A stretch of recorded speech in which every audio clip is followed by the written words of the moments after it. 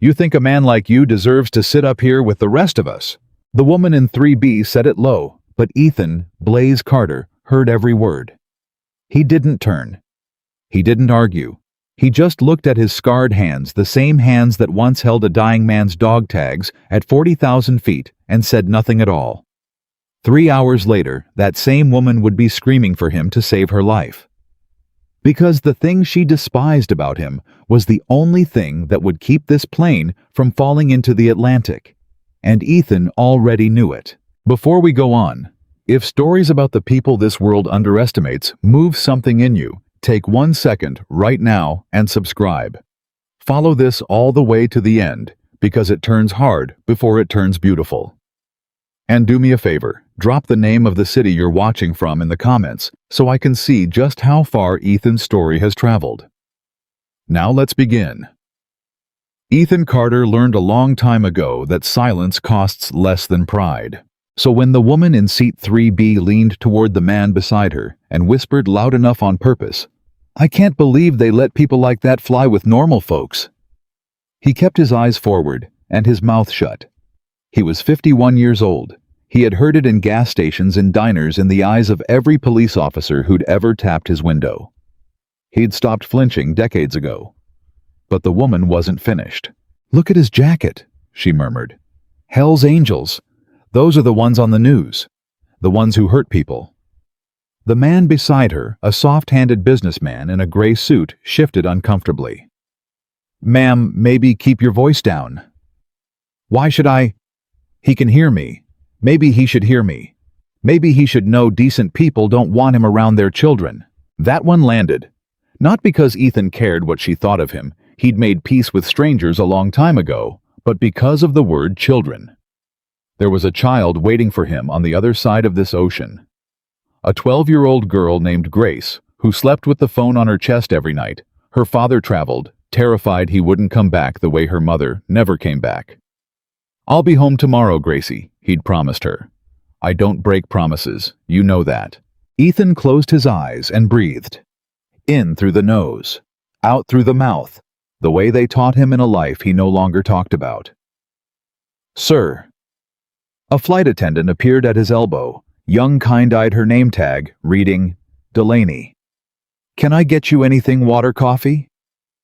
"Coffee'd be good," Ethan said quietly. His voice was low and worn gravel dragged over gravel. "Black. Thank you, ma'am." Delaney smiled. Of course. The woman in 3B watched the exchange like it personally offended her. "You're actually serving him." Delaney's smile stiffened. "I serve every passenger on this aircraft, ma'am." "Well, I'd feel a lot safer if someone checked whether he's even supposed to be up here. First class, him." "Ma'am." Delaney's voice cooled by 10 degrees. "Every passenger in this cabin bought their seat, including this gentleman." "He's no gentleman." Ethan almost smiled. Not because it was funny, because it was familiar. He accepted the coffee when it came, wrapped both hands around the warm cup, and said gently to no one, "It's all right, ma'am. She's not the first." That was the first crack in the woman's certainty, that quiet, that gentleness. She'd expected him to snarl. She'd wanted him to snarl. It would have proven her right. Instead, he just sipped his coffee and looked out the window at a sky he understood better than anyone on that plane would ever guess. Her name was Margaret Voss. 58, recently widowed, flying home from a sister's funeral with grief sitting on her like a wet coat. She would tell people later that she wasn't a cruel person, that she'd been raised right, that her fear that day came from a hard place and a hard year. But in that moment, all she saw was a scarred man in a leather jacket with a patch that meant danger, and she needed something to be angry at. That wasn't God, wasn't cancer, wasn't the empty half of her bed. So she chose him. "Excuse me," she said, flagging Delaney again. "I want to be moved." "I'm sorry." "Moved. Away from him. I don't feel safe." Delaney glanced at Ethan. Ethan didn't react. He was studying something out the window, a change in the light, a shift in the cloud line that no one else noticed. "Ma'am, the flight's full," Delaney said. "I'm sorry there's nowhere to move you." Then move him. I'm not going to do that. Margaret's voice rose. You people are unbelievable. I'm going to report this whole airline. I'm going to— Ma'am. A new voice. Older. Steady. The man across the aisle seat. 3D white hair cut close, spine straight, even sitting down, the kind of stillness that comes from a lifetime of standing at attention. You might want to save your energy. Margaret turned indignant. And who are you? Name's Walter Hensley. He didn't offer his hand. And I've been watching that fella since we boarded. So you agree with me? No, ma'am. Walter's pale eyes flicked to Ethan, then back. I've just seen a lot of men in my time. And I'll tell you something for free.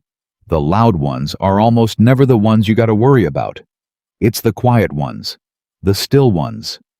Men who've been somewhere. That fella's been somewhere. Ethan's shoulders tensed, just slightly. Just enough. Walter saw it, filed it away. He's a criminal, Margaret hissed. Maybe, Walter shrugged. Or maybe you're looking at the outside of a man and calling it the inside. I did that once. Cost me a good friend for 11 years. He turned back to his window. I'd hold my tongue if I were you. Long flight ahead. Margaret sat back furious, silenced, but not softened. And Ethan just kept his eyes on that changing light in the western sky, and something in his chest went cold because he'd flown enough hours in his life to know when a horizon was lying to you. They were 3 hours out. Middle of the ocean. That dead zone where there's no land in any direction and the water below is the color of nothing. Grace's face floated up in Ethan's mind. He let it. He always let it when the fear crept close. He'd learned that trick in the cockpit years ago, when everything's shaking and the alarms are screaming. You find one thing worth living for, and you hold it like a handrail. Grace standing in the driveway. Grace, 6 years old in a borrowed black dress, holding his hand at the funeral, asking, Daddy, is Mommy on the airplane going to heaven? He'd said yes. He hadn't been able to say anything else. After that day, Ethan Carter never flew a plane again.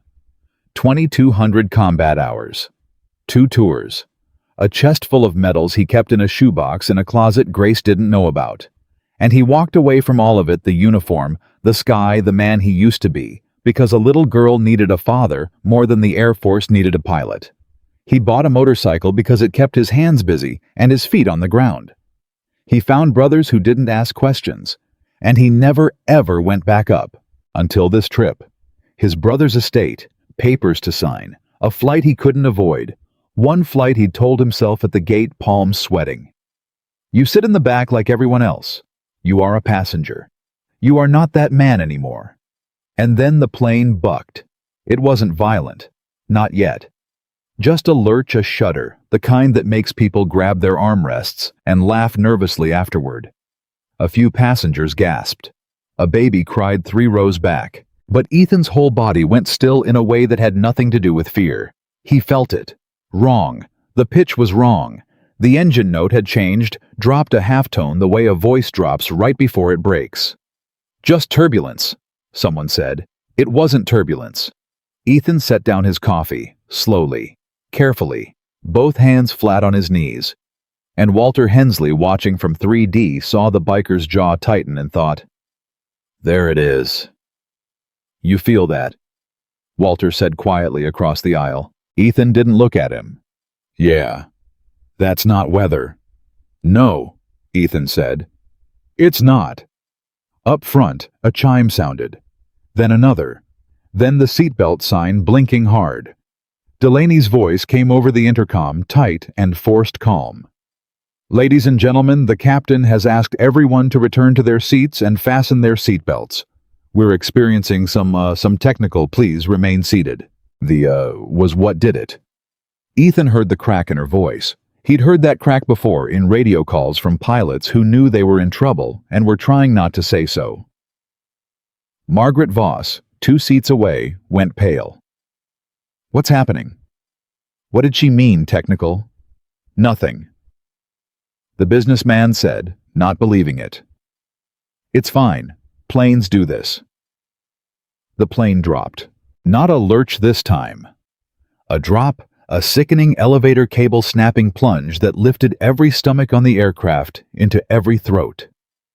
Screams tore through the cabin. Overhead bins rattled. Someone's phone flew into the aisle. A cup of coffee. Ethan's coffee leapt off the tray and shattered. And then it caught. The plane leveled hard, groaning like a wounded animal. People were crying now, really crying. A man was praying loudly in Spanish. The baby's cries had become shrieks. Ethan didn't move. But his eyes were doing something, scanning, counting, reading the way the aircraft shuddered and recovered, the way the engine note wandered, building a picture in his head he didn't want to build.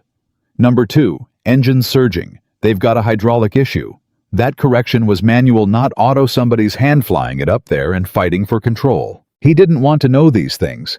He'd spent 13 years trying to unknow them. But you don't unlearn how to save lives. It just waits in your hands like a loaded weapon you swore you'd never fire again. The cockpit door was 30 feet in front of him. Behind it, though, none of the passengers knew it yet. Captain Raymond Doyle, 59 years old, 31 years flying. 4 years from a pension he'd earned twice over, was slumped against his harness with his hand pressed to his chest and gray flooding into his face.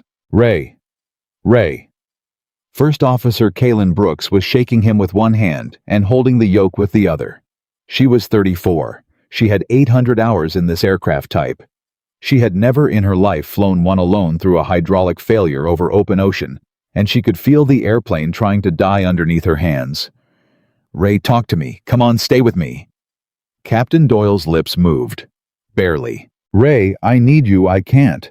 The number 2's surging. I've got a hydraulic caution.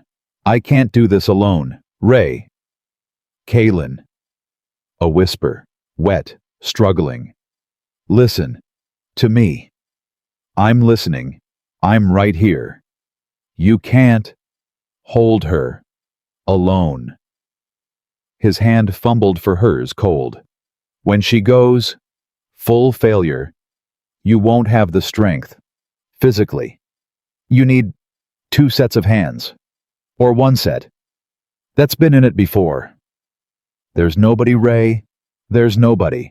His eyes found hers, and there was something terrible and clear in them, the clarity that comes to men at the very end. Cabin, he breathed. Ask the cabin. Somebody. Always. Somebody's been in it before. His grip tightened for 1 second, mustering everything. Call a combat vet, Kaylin. Somebody trained for when the systems quit. Ray. Call? A combat vet? His hand slid off hers. His chest stopped moving. Kaylin Brooks screamed once, a short animal sound, then swallowed it whole because the airplane didn't care that her captain had just died in the seat beside her. The airplane was still trying to fall. She grabbed the intercom. Her hand was shaking so hard she missed the button twice. In the cabin, Delaney's voice came again, and this time there was no pretending it was fine. Ladies and gentlemen. A breath. A sob swallowed. I need to ask something, and I need you to listen very carefully. We have a medical emergency in the cockpit, and Another breath. If there is anyone on board, anyone with flight experience. Military commercial combat training. If there is a combat-trained pilot on this aircraft, please identify yourself immediately. This is not a drill. We need you now. The cabin went absolutely silent for 1 full second. Then it detonated. People turned in their seats looking wildly at each other. A pilot. Is there a pilot? Does anyone? A woman was sobbing. Oh God, we're going to die, we're going to die. A man 3 rows back stood halfway up and then sat down useless. The prayers got louder. Somewhere a phone was recording because even at the edge of death, people reach for their phones. And Ethan Carter sat in seat 3.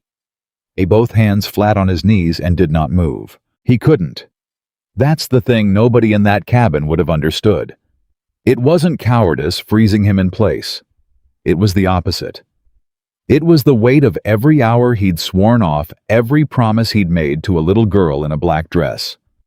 It was the memory of the last time he'd trusted himself with lives in the sky, and how that had ended, and the shoebox in the closet, and I don't fly anymore. I'm not that man. I promised. I promised Grace. Somebody. Margaret Voss was shrieking now, all her contempt burned away into raw terror. Somebody help us. Please, isn't anyone a pilot? Please. And across the aisle, Walter Hensley slowly, carefully unbuckled his seatbelt. He stood, braced against the shuttering of the airplane. And he did not look at the cockpit. He looked at Ethan. Son, Walter said. Ethan stared straight ahead. I'm not. I did 31 years in the United States Air Force. Walter's voice was quiet, but it cut through the screaming like a blade. Loadmaster, then flight ops, then I trained the young ones. I've stood in more cockpits than you've got years, and I know how a pilot sits in a passenger seat. I've been watching you since Gate 22. He took a breath. You've been reading this airplane since the first shudder. You knew before the announcement. You knew before she knew.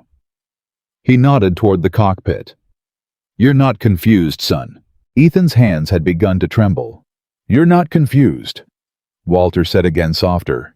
You're ready. You've just been praying nobody would ask. The whole cabin was watching them now. Margaret Voss had gone dead still, her mouth open, her eyes moving from the old man to the biker and back, and a horror was dawning on her face that had nothing to do with the plane. The horror of understanding that the man she'd tried to have removed from the cabin, the man she'd called a criminal, the man she'd said decent people don't want near their children, was the man the old officer was begging to save all their lives. No, Margaret whispered. No, that can't him. Yes, ma'am, Walter said without looking at her. Him.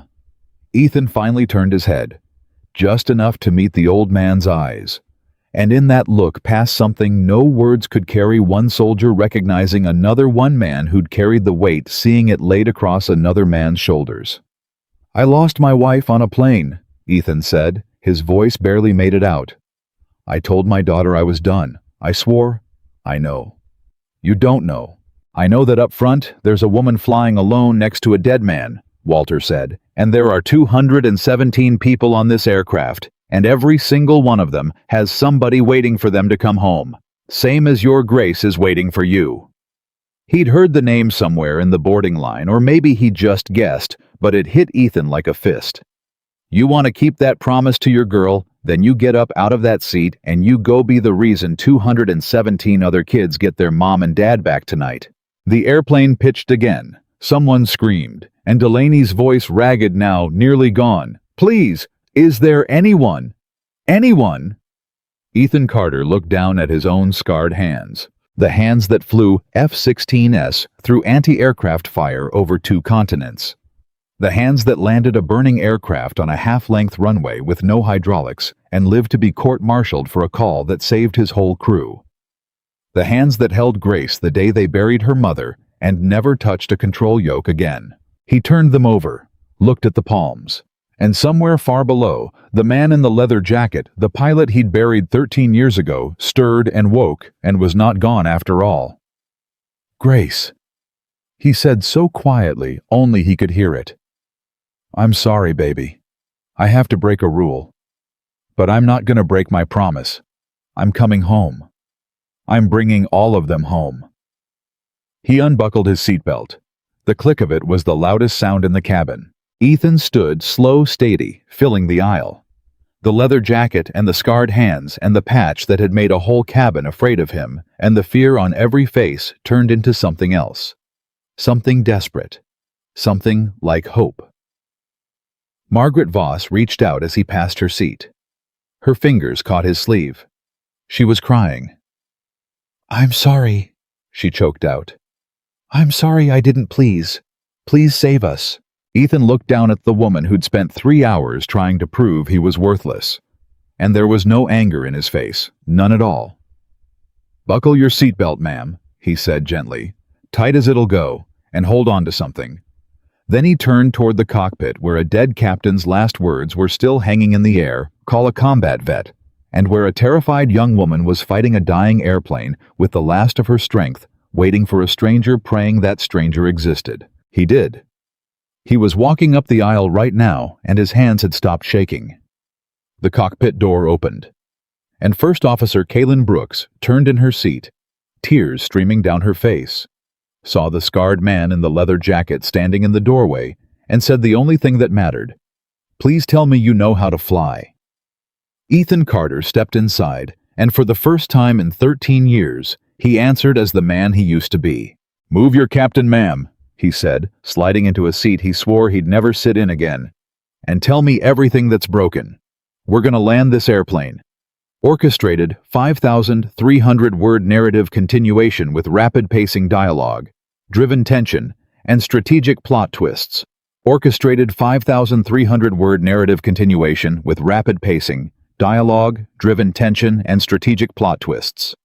The seat was still warm from a dead man. Ethan felt it the second he slid in, and his stomach turned, but he shoved it down, the way he'd shoved down 1,000 worse things, and put his hands on the yoke. His hands. Steady now. 13 years, and they remembered. God help him, they remembered everything. "Talk to me," he said. Kaylin Brooks was still crying, but her voice had changed the instant he took the controls like a drowning person who feels a hand close around their wrist. "Number 2 engine's surging. It's been surging for 6 minutes. I can't get it to stabilize. We've got a green hydraulic system. Caution pressure's dropping. Captain Doyle had a heart attack. I couldn't do compressions and fly at the same time I had to." Her voice broke. "I had to let him go. I let him go." "You flew the airplane," Ethan said. Flat. Certain. "That's the job. He'd have told you the same." "He did." A wet laugh, half a sob. "That's exactly what he told me.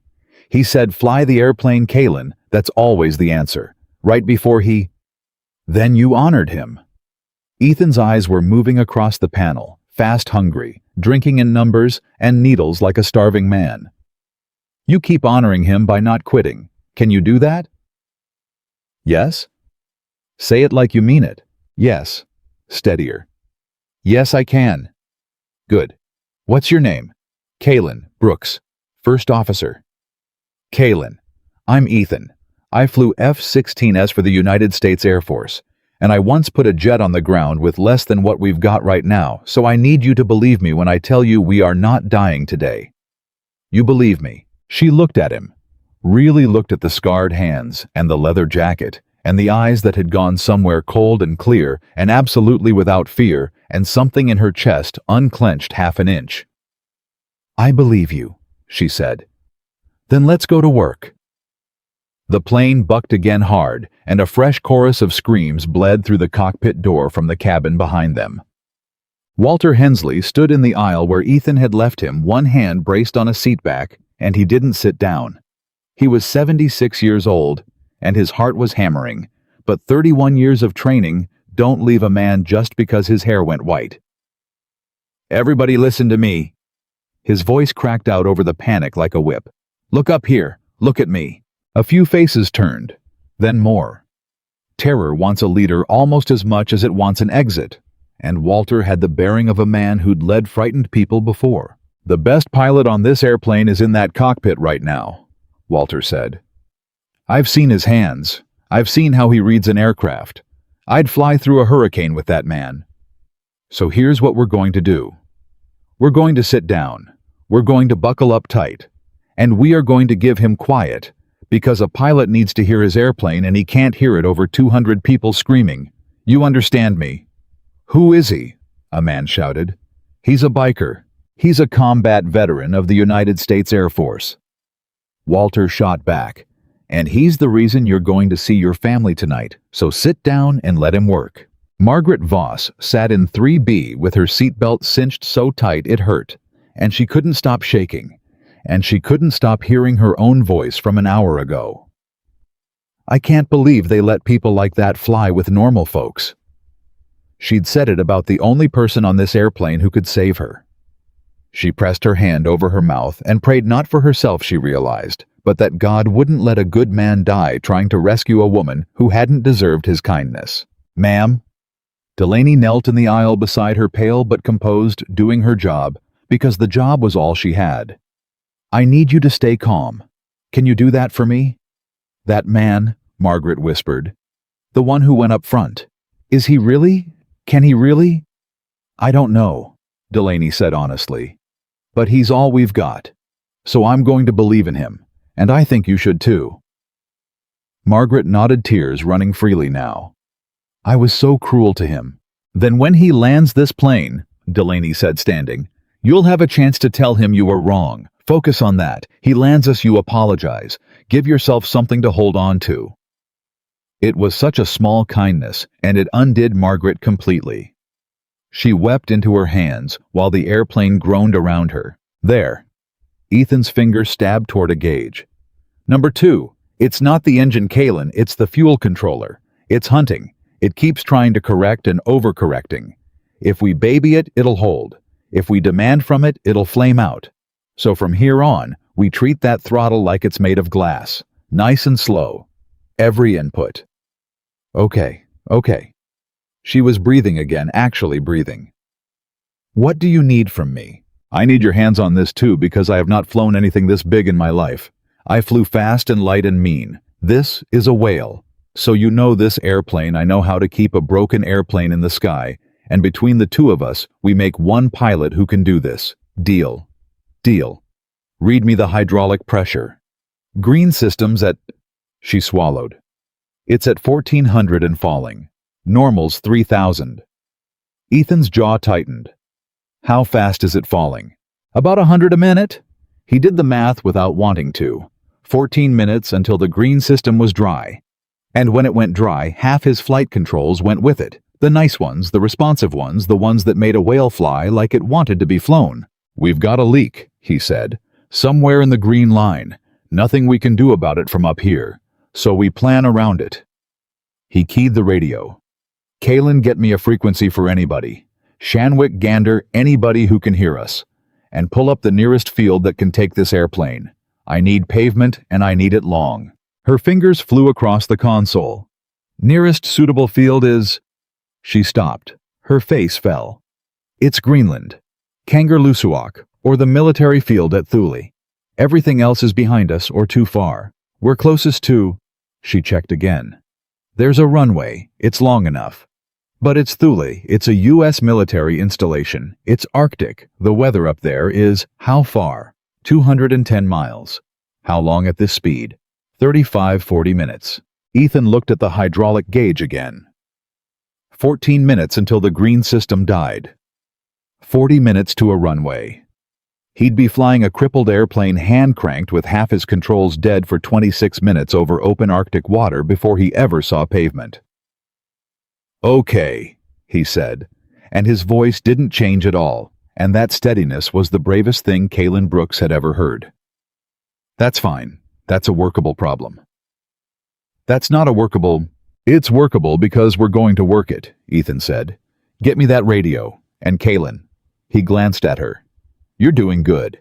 You hear me, Doyle would be proud of you." She bit her lip hard enough to bleed and turned to the radio, and she flew. So, behind them in the cabin, a small voice. Mister, are we gonna crash?" Walter looked down. A boy, maybe 8 in seat 14C alone, gripping the armrests with both small hands. No parent beside him, an unaccompanied minor, the kind the airline promises to watch and then forgets in a crisis. Walter's old knees screamed, but he lowered himself into the empty seat beside the boy. "What's your name, son?" "Tyler." "Tyler. Good strong name. You flying by yourself, Tyler?" The boy nodded, chin trembling. "I was visiting my dad. I'm going home to my mom." "She's gonna..." His voice hitched. "She's gonna be so scared if I don't come home." Walter put an arm around the boy's shoulders, and something in his chest cracked wide open, because he was thinking of his own boy, gone 40 years now, a boy who'd never gotten to grow up. "You listen to me, Tyler. You're going home to your mother. There's a man flying this airplane who is very, very good at his job. He flew fighter jets. You know what those are? The really fast ones. The really fast ones. And this big, slow airplane easy for a man like that. Easy as pie." Walter squeezed his shoulder. "So you hold my hand and we'll be brave together, you and me. Can you be brave? Tyler looked up at him with enormous wet eyes. Are you scared? And Walter Hensley, who had buried a son and a wife and 11 good men in his long life, looked down at this small stranger and told him the truth, because the boy deserved the truth. A little. But being brave doesn't mean you're not scared, Tyler. Being brave means you're scared and you hold on anyway. Can you do that? Tyler slid his small hand into Walter's big one. Yeah. Good man. Mayday, mayday, mayday. Kaylin's voice was iron now, all the shaking gone because she'd found the thing that saved her. She'd found purpose. Any station. Any station. This is Meridian. 447 Heavy. We have lost our captain to a medical emergency. We have a hydraulic failure and an engine malfunction. We are declaring an emergency and diverting to Thule, requesting immediate assistance over. Static. Long roaring static. Come on, Ethan murmured. Somebody's up there. Somebody's always up there. 447. This is Thule approach. A voice faint, crackling, then firming. We copy your mayday. We have you on radar. Say souls on board and fuel remaining. Thule Meridian, 447. We have 217 souls on board. Fuel is... Kaylin checked. Fuel is not our problem. We've got plenty. Our problem is hydraulics, and we are losing flight controls over. 447. Thule understood. Be advised we are scrambling all emergency services. Our runway is open and waiting for you. What is the condition of your flight crew? Ethan keyed his own mic. Thule, this is the pilot flying. My name's Ethan Carter, former Air Force F-16S. I've got the airplane. My first officer is assisting. Our captain is deceased. I'm going to need you to talk me down onto that runway because I have never flown an aircraft this size in my life, and I'm about to lose half my controls. Can you do that for me? A pause. Then the Thule controller, a man who'd clearly heard everything in 20 years and never quite this said. Carter Thule. Air Force, huh? Yes, sir. A while ago. Well, welcome home, flyboy. Warmth, sudden and fierce through the static. We've got you. Everybody down here's got you. You bring 'em on in and we'll do the rest. What squadron in? And Ethan Carter, the biker, the outcast, the man a whole cabin had feared felt his throat close because 13 years is a long time to go without hearing that particular kind of, we've got you the kind that only comes from your own. Fighting 401st, sir, he managed. Out of Aviano. 401st. I'll be damned. My brother flew Vipers out of Aviano. Small world, brother. Small sky. The controller's voice steadied into pure competence. All right, Carter. Let's get you and your 217 home. First thing. The hydraulic gauge hit 0. The green system died with a shudder that ran through the entire airframe, and the yoke went heavy in Ethan's hands, suddenly sickeningly heavy, like the airplane had turned to stone. There it goes. Ethan grunted, hauling back. Kaylin, help me get on it. We just lost the green system. She's going to want to nose over. Pull. They both pulled. The airplane fought them. 200 tons of aluminum and terrified humanity fighting the two people trying to save it, and for one long, horrible second, the nose dropped and the airspeed built, and somewhere behind them, the screaming started again. Pull! Ethan roared. And then the nose came up. Slow. Grudging. But up. They leveled off, both of them soaked in sweat, arms already burning. That, Ethan panted, is going to be the whole rest of the flight, every second. We hand fly this whale with our own muscle, and we do it for the next 25 minutes, and we do not stop, and we do not let go, because the second we let go, she dives. You understand me, Kaylin? We are the hydraulic system now. Us. Our arms. Kaylin's face had gone white, but her grip on the yoke was a vice. For 25 minutes. For as long as it takes. My arms are already shaking. Then we take turns. One rests, one holds. We trade every 90 seconds. We share the weight. Nobody carries it alone. He looked at her. Nobody up here carries anything alone. That's the whole job. You ready? Ready. Then hold what you've got. First officer, we're going to Greenland. Grace Carter was 12 years old, and she couldn't sleep. It was late where she was at her aunt's house, and she'd tried. But every time she closed her eyes, she saw the driveway where she'd hugged her dad goodbye and made him promise. Promise, Dad, on Mom. Promise you'll come home. And he'd knelt down and looked her in the eye and said, I don't break promises to you, Gracie. Not ever. You know that. She did know that. Her dad had never once broken a promise to her. Not when the world called him names. Not when the school moms whispered about the man on the motorcycle. Not ever. He always came home. He always kept his word. But tonight, for a reason she couldn't explain, she was afraid. She got up. She padded down the hall to where her aunt was watching the news, with the sound low, and she was about to ask for a glass of water when a graphic flashed across the bottom of the screen, and her aunt sat up very fast and grabbed the remote and turned the TV off. Aunt Deb, Grace said. What was that? Nothing, honey. Go back to bed. What was on the news? Grace. What plane? Grace said, and her voice had gone very small and very cold, was on the news. Her aunt didn't answer. Which was the answer? Grace walked to the couch on legs that didn't feel like hers, picked up the remote and turned the television back on. And there it was on every channel. Transatlantic flight declares emergency over North Atlantic. Captain incapacitated 217 souls on board, diverting to Greenland. She knew the flight number. She'd made her dad text it to her before he boarded. She always did. Meridian 447. Grace Carter sat down on the floor in front of the television, and she did not cry, and she did not scream because her father had taught her something the world had never bothered to teach anyone else about him. When everything falls apart, you get quiet and you get still, and you find the one thing worth holding on to, and you hold it. So she held on to the promise. I don't break promises to you, Gracie. Not ever. Come home, Dad, she whispered to the screen. You promised. Come home. Switch, Ethan said, and Kalen took the full weight of the yoke while he shook out his screaming arms for 90 precious seconds. How are you doing that? She asked through gritted teeth. How are you so calm? I'm not calm. You look calm. That's the trick. Ethan flexed his fingers, forcing blood back into them. Fear's still in there. You just don't let it get to your hands. You put it in a box, and you set the box on a high shelf, and you deal with it later on the ground with a bottle of something. But not now. Right now, the box stays on the shelf. He glanced at her. You've got the same thing in you, Kalen. I've been watching. You put your captain in a box 30 minutes ago so you could fly. That's not being cold. That's being strong.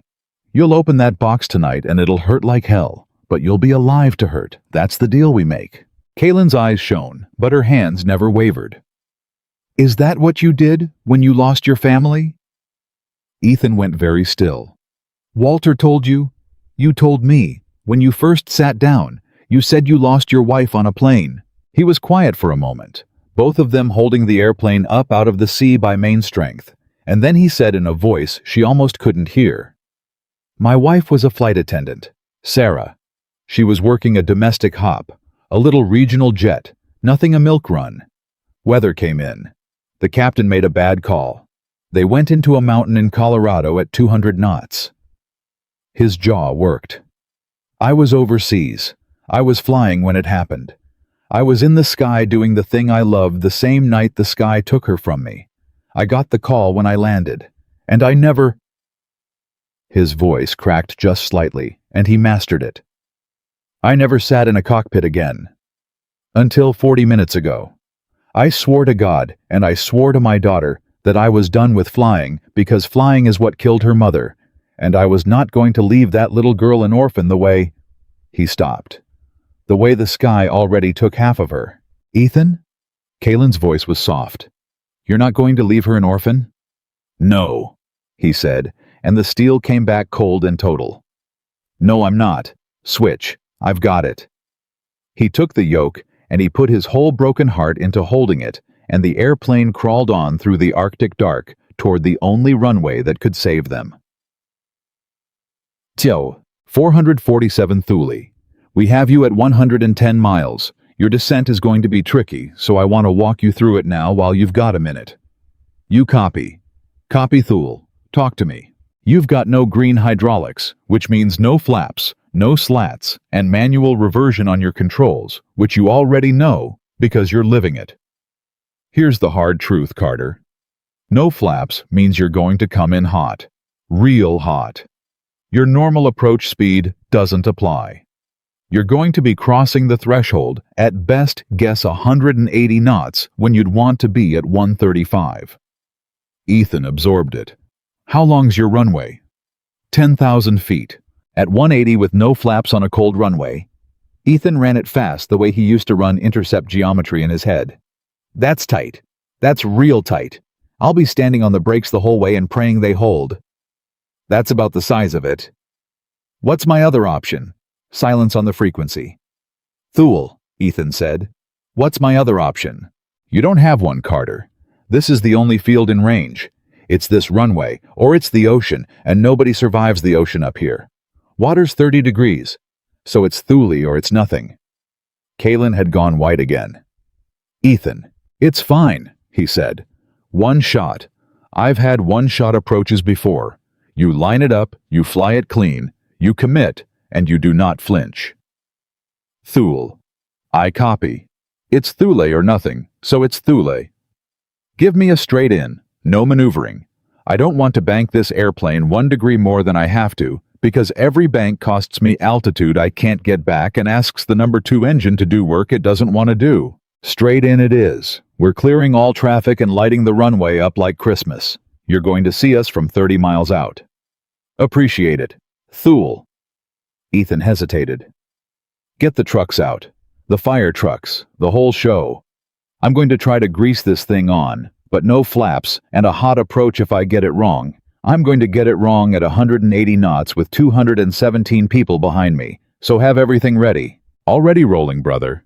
Every truck we've got. You just fly the airplane. We've got the rest.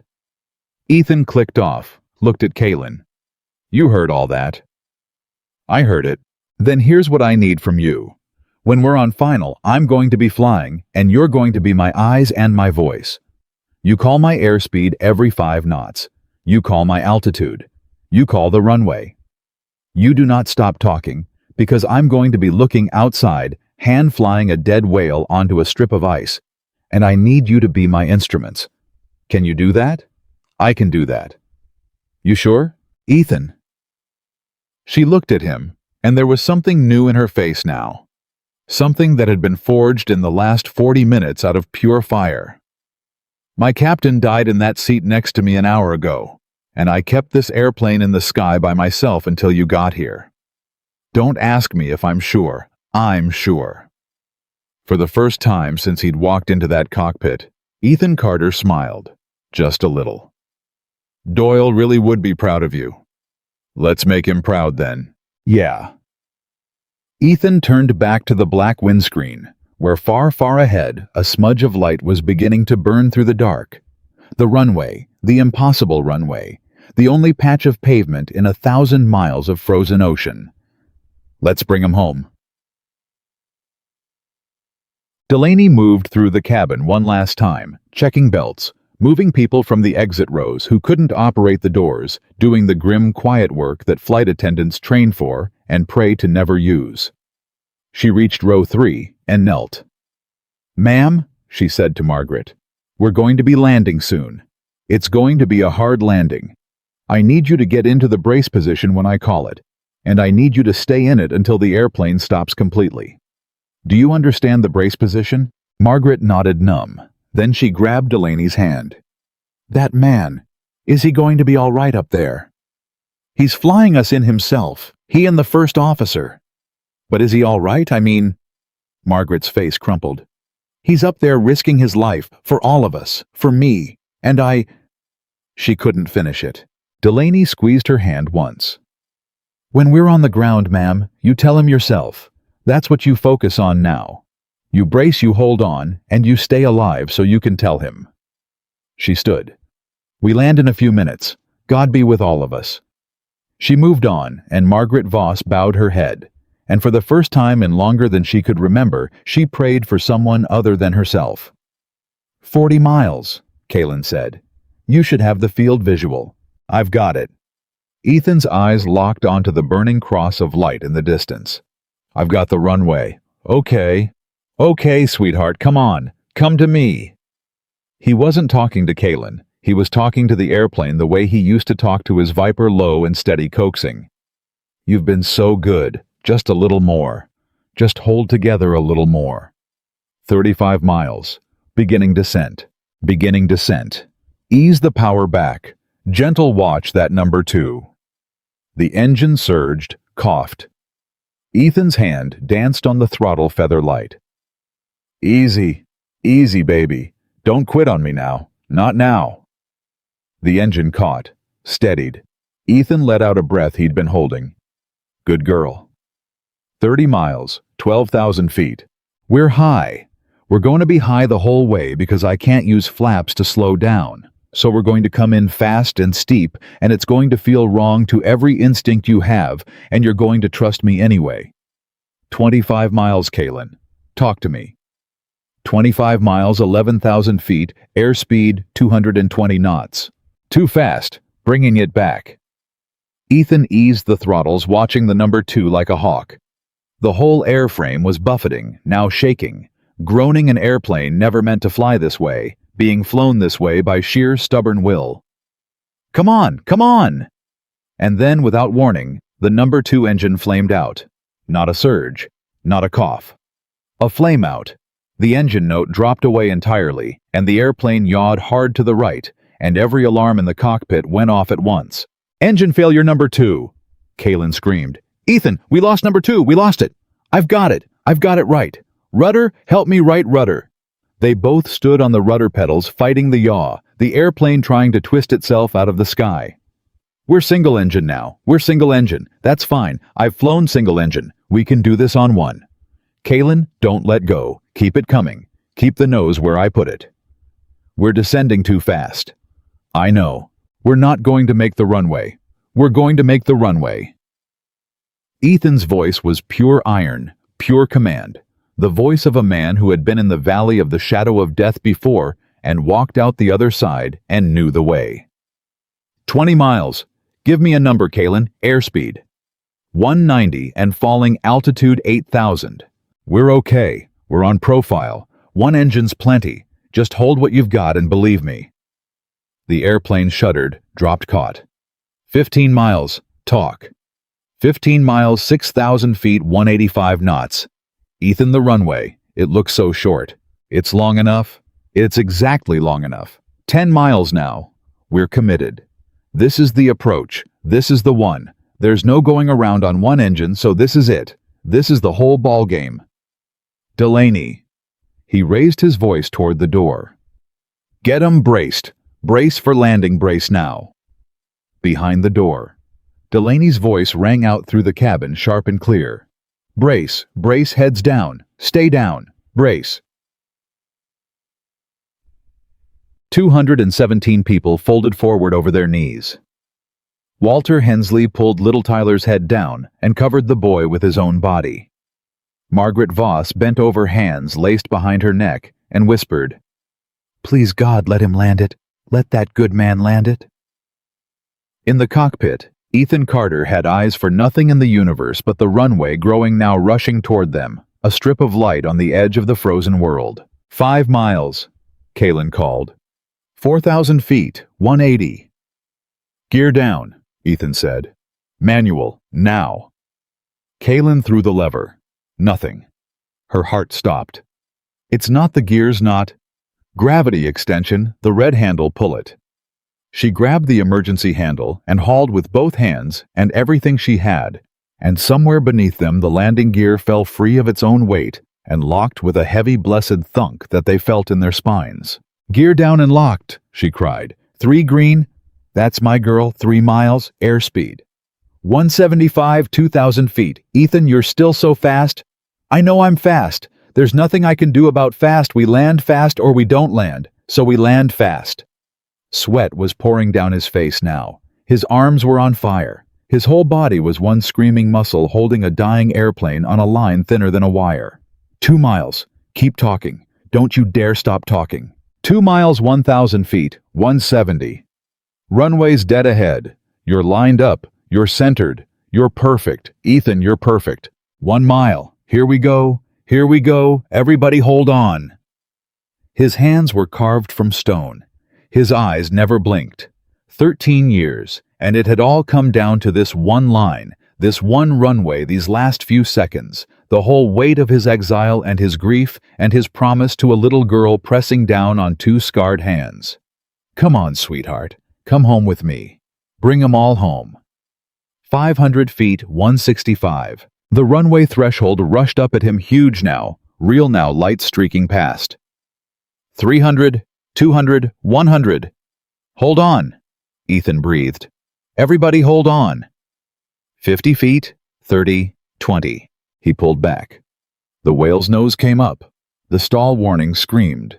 And Ethan Carter, the biker, the outcast, the combat vet, the single father, the man no one on that airplane had believed in until they had no other choice, brought 217 souls down out of the freezing sky toward the only patch of earth that could hold them, and in the half-second before the wheels touched in the roaring silence at the bottom of the fall, he thought of his daughter's face. I'm keeping my promise, Gracie. I'm coming home. The wheels hit. Not gently. The whole airplane slammed down onto the frozen runway with a bone-jarring crash that threw every braced passenger against their belts. And for one terrible instant, the aircraft bounced. Rose hung, threatened to skip back into the air, where a second touchdown at this speed would tear the gear right off, and Ethan shoved the nose down and pinned it, forcing 200 tons of screaming metal to stay on the ground. Down! We're down! Kaylin shouted. Brakes! Ethan! Brakes! On 'em! He stood on the brake pedals with everything his legs had left. Come on! Come on! But at 180 knots with no flaps and one dead engine, the runway was disappearing under them faster than they could kill the speed. The end of the pavement and beyond it the ice, the darkness, the frozen. Nothing was rushing up in the windscreen. We're not stopping.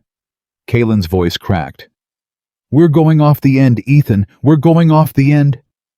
No, we're not. Ethan's teeth were bared. Reverse thrust on number 1. Kaylin, help me pull it. Pull the lever back. She hauled the reverser lever for the one good engine, and the airplane bellowed like a wounded beast as the thrust reversed. And now they had brakes and reverser both, and still the pavement flew by, and still the end came, and Ethan could see it now, the black edge where the world ran out. Come on, sweetheart, he growled, standing on the brakes so hard his whole body shook. You didn't come all this way to quit on the last 100 feet. Stop! Stop! The airplane groaned, shuddered, and slowed finally grudgingly, the runway lights coming past. Slower, slower, the black edge no longer rushing but drifting and then crawling, and then the aircraft stopped. It stopped with the nose gear 30 feet from the end of the pavement. 30 feet, 10 yards, the length of a truck. For one full second, nobody in the cockpit breathed. Nobody in the cabin breathed. 217 people hung suspended in the silence between falling and safe, not yet daring to believe. Then Ethan Carter let go of the yoke, and his hands were shaking so hard he had to press them flat against his thighs, and he said in a voice barely above a whisper, We're down. Kaylin, we're on the ground. And Kaylin Brooks burst into tears. The cabin exploded. Not into panic this time, into something no one had a word for. A sound Delaney had never heard in 11 years of flying and would never forget for the rest of her life. 217 people crying and laughing and screaming and praying all at once. A wall of raw human sound. People grabbing strangers. People sobbing into their hands. People howling their children's names into their phones. Walter Hensley slowly straightened up from where he'd been covering little Tyler with his own body. And his old bones ached, and his heart was pounding fit to burst. And when he saw that the runway lights had stopped moving past the windows, he put both hands over his face and wept, the way old men weep silently, his shoulders shaking. Mr. Walter, Tyler's small voice. We're down, son. Walter's voice broke completely. "We're on the ground. We made it. You're going home to your mama." Tyler stared at him, and then the 8-year-old threw both arms around the 76-year-old's neck and held on, and Walter held him back, and the two of them, the oldest and the youngest, cried together in a stopped airplane at the edge of the world. 3 rows up, Margaret Voss lifted her head from the brace position and could not comprehend that she was alive. She sat up slowly. She looked at her own hands, at the seatbelt across her lap, at the frost-covered runway lights glowing outside the window. Alive. She was alive. That man had done it. The biker. The one she'd tried to have thrown out of the cabin. Delaney's voice came over the intercom, ragged, jubilant, breaking on every word. "Ladies and gentlemen, welcome to Thule, Greenland. We are on the ground. We are safe. On behalf of—" She had to stop. Everyone could hear her crying. "On behalf of your flight crew, thank you for your courage. And please, please join me in thanking the man who just saved every single one of our lives." And the cabin erupted again. And this time it found a shape, a single word rising out of the chaos. First a few voices, and then 100. And then all of them pounding it out together like a heartbeat. Not pilot, not hero, but the name Walter had given them. The name of the man they'd feared. Carter. Carter. Carter. Grace Carter was still on the floor in front of the television when the graphic changed. She hadn't moved in 20 minutes. Her aunt had given up trying to make her go to bed and had just sat down beside her on the floor, holding her, both of them. Watching the same words over and over. Emergency landing in progress. Fate of 217 unknown. While the news anchors said the same nothing in the same grave voices. Then the anchor pressed a hand to her earpiece, and her whole face changed, and she said, I'm being told we have breaking news. We're getting reports, confirmed reports, that Meridian Flight 447 has landed safely at Thule Air Base in Greenland. All 217 passengers and crew are reported alive. The aircraft is down. They made it. They made it down. Grace didn't move. They're saying... The anchor pressed her earpiece harder, listening, her professional composure cracking. They're saying the aircraft was landed by a passenger, a former Air Force fighter pilot who happened to be on board. Details are still coming in, but a passenger took control after the captain suffered a fatal medical emergency and landed the plane himself. We don't have a name yet, but... Dad, Grace whispered. Honey, her aunt started. That's my dad. Grace was on her feet now, and she was shaking, and she was smiling, and tears were pouring down her face all at once. That's my dad, Aunt Deb.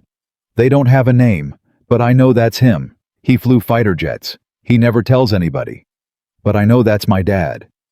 And then it hit her all at once, the fear and the relief, and the 12 years of watching the world call her father a criminal, when she knew, and she sat back down hard on the floor and sobbed. He kept his promise. He said he'd come home, and he saved everybody, Aunt Deb. He saved everybody. Her aunt pulled her close, and Grace cried into her shoulder, and on the television the anchor was still talking, still marveling, still saying a passenger, a former fighter pilot, a hero, and Grace thought fierce and proud and breaking. He was never a passenger. He was my dad. He was always this. You all just never looked. In the cockpit, Kaylin Brooks wiped her face with the back of her hand and laughed a wet, disbelieving laugh and looked at the man beside her. How? She said. How did you 30 feet, Ethan, 30 feet from the end, on one engine, no flaps? How did you do that? Ethan was staring straight ahead through the windscreen, and he didn't answer for a moment. His hands were still shaking. Now that it was over, now that the airplane was still and the danger was past, everything he'd been holding on that high shelf was starting to come down, and it was heavier than she could know. I had somebody worth landing for, he said finally, quietly. That's all it ever is. You find the one thing worth living for, and you hold it, and you don't let go, and you fly the airplane. He turned to look at her, and his eyes were wet. You did that too. You had your captain to honor. That's why you didn't quit. That's why we're alive. Both of us held on to something. The radio crackled. 447 Thule. You are stopped on the runway and I'm looking at you out my window and I gotta tell you, brother, that is the most beautiful thing I have ever seen. That was a hell of a piece of flying. From all of us down here, welcome home 401st. Welcome home. Ethan keyed the mic and his voice cracked and he didn't try to hide it. Thank you, Thule.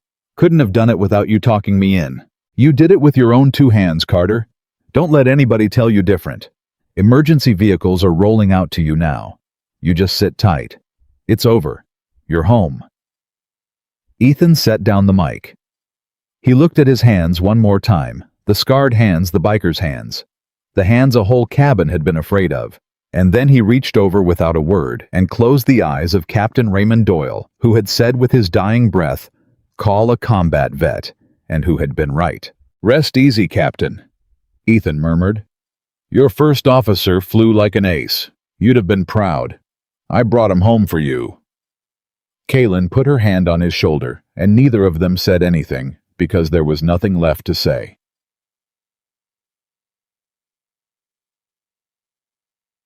It took 20 minutes to get the doors open and the stairs up. 20 minutes in which the cabin slowly came back down to earth, in which the crying turned to trembling laughter, in which strangers who had faced death together exchanged names and numbers and fierce, desperate embraces.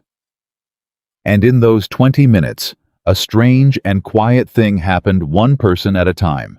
They started coming forward. The cockpit door was open now, and the man who'd saved them was still sitting in the pilot's seat, too drained to stand, and one by one the passengers began to file up the aisle toward the front, not to leave because the stairs weren't ready, but to see him, to thank him, to look with their own eyes at the man they had judged and been wrong about. A young father came first holding a baby, and he stood in the cockpit doorway and couldn't speak, and finally he just said, "My daughter's 4 months old. She's going to grow up because of you. I don't have words. Thank you, thank you." Then an elderly couple married 51 years, the wife clutching the husband's arm. "We were going home to our grandchildren," she said. "All 11 of them. You gave us back to them. God bless you. God bless you, young man." Then a college kid, a businesswoman, a nurse, a soldier heading home on leave, one after another. A line forming down the aisle, each of them stopping to say some version of the same impossible thing, "You saved my life. I don't know how to thank you. I'll never forget you." And Ethan, overwhelmed, kept saying the same thing back over and over, quiet and humbled. "I'm just glad you're okay. I'm just glad everybody's okay. Go home to your people. That's all the thanks I need." And then the line parted, and a woman came through it, and the aisle went quiet, because everyone in first class remembered. Margaret Voss stood in the cockpit doorway. Ethan looked up at her, and there was no anger in his face. There was no, "I told you so," no cold satisfaction, nothing but a bone-deep exhaustion, and underneath it, a kind of gentleness that made what she'd done to him 3 hours ago that much more unbearable. Margaret opened her mouth. Nothing came out. She tried again. Her whole face was collapsing. Her voice was a ruin. "I called you a criminal. I tried to have them. I tried to have you removed. I said—" She was sobbing now, ugly, helpless. "I said, decent people don't want you near their children. I said that. And you saved my life. You saved all of us. And I was so wrong. I was so cruel to you, and I don't deserve—" She couldn't finish. She stood there and shook and wept, undone by the enormity of it, of being alive because of the man she'd tried to throw away. The whole cabin was watching. Kaylin was watching. Delaney was watching from the aisle. Walter Hensley stood a few feet back with little Tyler's hand in his, watching. Everyone waited to see what the biker would do to the woman who'd spent 3 hours trying to destroy him. Ethan Carter looked at her for a long moment, and then slowly, using the last of his strength, he pushed himself up out of the pilot's seat and stood. And he stepped forward, and he was so much bigger than her, this scarred man in the leather jacket, and Margaret flinched, despite herself, one last involuntary flinch, the reflex of her own fear, and Ethan saw it. And it didn't make him angry. It made him sad. "Ma'am," he said gently, "look at me." She looked up at him, terrified, ashamed, waiting for whatever she had coming. "I'm not angry at you," Ethan said. Margaret's face crumpled further. "But you should be. Maybe. But I'm not." He let out a slow breath. "You want to know something? You weren't wrong that I've done things. These scars." He held up his hands. "They're real. I've been in some dark places. I've done some things I'll answer for someday. I'm not a saint, ma'am. I'm just a man." His voice softened. "But I learned a long time ago that the worst thing you can do to a person is decide who they are before you know them. It's the thing the whole world did to me, and I promised myself I'd never do it back." He looked at her steadily. "You were scared. You just buried your sister. I heard you tell the flight attendant. You were grieving and you were scared, and you looked at me, and I was the easiest thing in the world to be afraid of. I understand that. I forgive you for that. It's already forgotten." "How?" Margaret choked.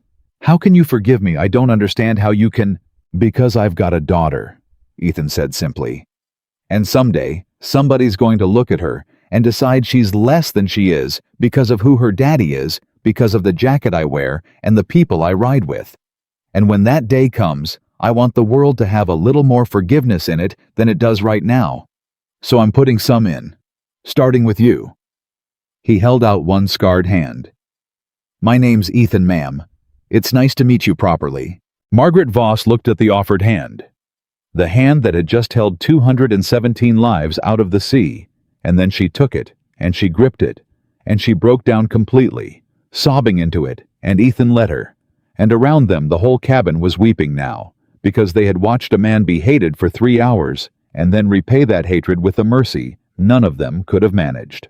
"Thank you." Margaret wept. "Thank you. I'll never, as long as I live, I'll never judge anybody by their face again. I swear it. On my sister's grave, I swear it."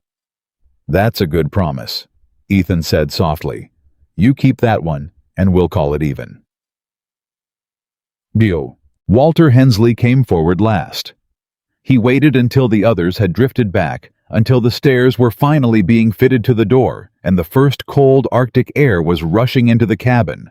And then the old officer walked up to the cockpit and stood in front of the man he'd known from Gate 22, was more than he seemed. The two men looked at each other, and then slowly Walter Hensley came to attention.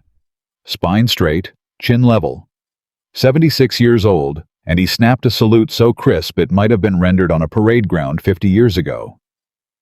31 years in the United States Air Force. Walter said, his voice thick. "And in all that time, son, I never saw a finer piece of flying than what you just did. Not once. Not from anybody." Ethan's throat closed. For a moment he couldn't move.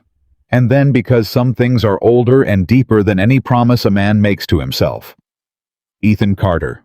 The biker, the outcast, the man who'd sworn off the sky and everything that came with it, straightened his own spine and returned the salute. "It's been 13 years since anybody called me son," Ethan said, his voice barely holding. "Thank you for seeing me, when nobody else would. If you hadn't stood up, if you hadn't pushed me, I don't know if I'd have gotten out of that seat."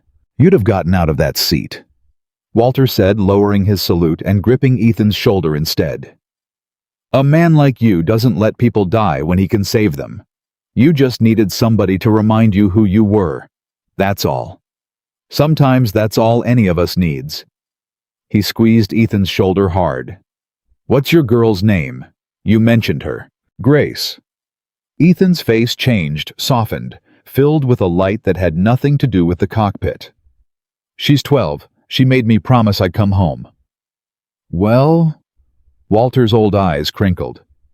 "You'd best go call her then, because right about now that little girl is either the most terrified child in America or the proudest one, and either way, she needs to hear her daddy's voice." He nodded toward the open cockpit door. "Go on. Go be her hero. You've already been ours." They wouldn't let Ethan off the airplane first. He tried. He wanted nothing more than to get to solid ground, and find a phone and hear Grace's voice, but the passengers wouldn't have it. As he moved toward the door, they rose from their seats, all of them, all 217, and they filled the aisle, and they started to applaud. It began at the front and rolled backward like a wave, row by row, until the entire aircraft was on its feet and roaring, clapping, some of them reaching out just to touch his shoulder, his arm, the leather sleeve of the jacket they'd been afraid of 3 hours ago as he passed. Grown men wept openly and clapped until their hands hurt. The elderly couple held each other and cheered. Tyler, held up in Walter's arms, clapped his small hands as hard as he could. And Margaret Voss stood at her seat, tears streaming, and applauded the man she'd tried to have removed until her palms were raw. Ethan walked the length of that cabin through a storm of gratitude. He didn't know how to hold his head down. Overwhelmed, murmuring, thank you, you're too kind, thank you," the whole way. And when he reached the door and the cold Arctic wind hit his face, he stopped and he turned back one last time and he looked at all of them, all these people who were going to see their children and their parents and their grandchildren again, because 2 scarred hands had refused to let go. "Go home," he called back to them, and his voice broke on it. "Every one of you, go home to your people and hold 'em tight tonight." Then he stepped out onto the stairs into the freezing dark, where the fire trucks still had their lights spinning, and a crowd of ground crew and airmen stood waiting. And the first thing that happened was a young airman ran up the stairs toward him with a phone already ringing in his outstretched hand. "Sir," the airman shouted over the wind. "Sir, there's a call patched through. They tracked down your emergency contact. It's your daughter, sir. She's on the line. She's been trying to reach you." Ethan took the phone with a hand that wouldn't stop shaking. He pressed it to his ear, and in the roar of the Arctic wind at the edge of the frozen world, 13 years after he swore off the sky and everything it had cost him, he heard the only voice that had ever mattered more than his own life. "Dad," Grace's voice, small and shaking and fierce. "Dad, is that you? Are you? It's me, baby." Ethan turned away from the wind, pressing the phone hard against his ear, and the tears finally came, all of them, 13 years of them. "It's me. I'm here." "You kept your promise," Grace sobbed. "I saw it on the news. They said a fighter pilot landed the plane. And I knew, Dad. I knew it was you. I told Aunt Deb it was you." "I kept my promise, Gracie." Ethan sank down onto the cold metal stairs, phone pressed to his face, holding on to his daughter's voice, the way he'd held on to the yoke, the way he'd held on to everything worth living for. "I'm coming home. I'm coming home to you." "Then it's okay, Dad." That was what she'd said to him on the phone hours later, after the airman had wrapped him in a blanket and given him coffee and let him sit in a warm room and finally call her back on a real line where he could hear every word. He'd asked her the question that had been eating him alive since the moment he unbuckled his seatbelt. "Gracie, I have to tell you something. I broke a rule tonight. I flew. I swore to you I'd never fly again, and tonight I did. Did I—" His voice had failed him. "Did I break my promise, baby?" And there had been a silence on the line, a 12-year-old thinking it through with a seriousness that broke his heart. And then she'd asked him only one question back. "Did you help people, Dad?" "Yeah," he'd whispered. "Yeah, baby. 217 of them."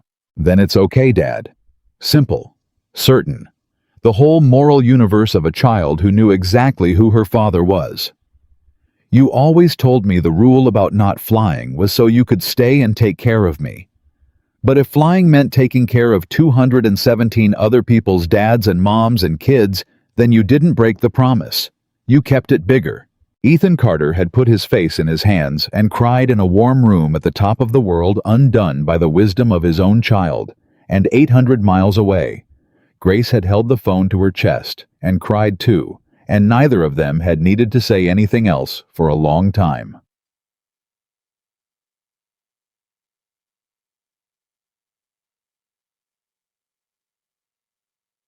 But the world did not go quiet after Thule. The world got very, very loud. By the time the passengers were bused to temporary housing on the base, by the time the sun that barely rose in the Arctic winter had smeared the horizon gray. The story was everywhere. It had a shape the whole planet couldn't resist. They mocked the biker. Then the biker saved their lives. It was on every network, every front page, every phone. And within hours, the pieces of Ethan Carter's carefully hidden life were being pulled out into the light, one, by strangers, without his permission.